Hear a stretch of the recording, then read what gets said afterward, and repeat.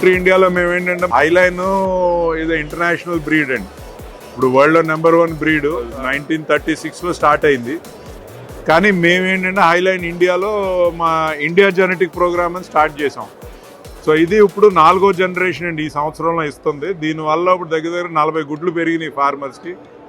Cost of production దగ్గర 20% తగ్గించామండి.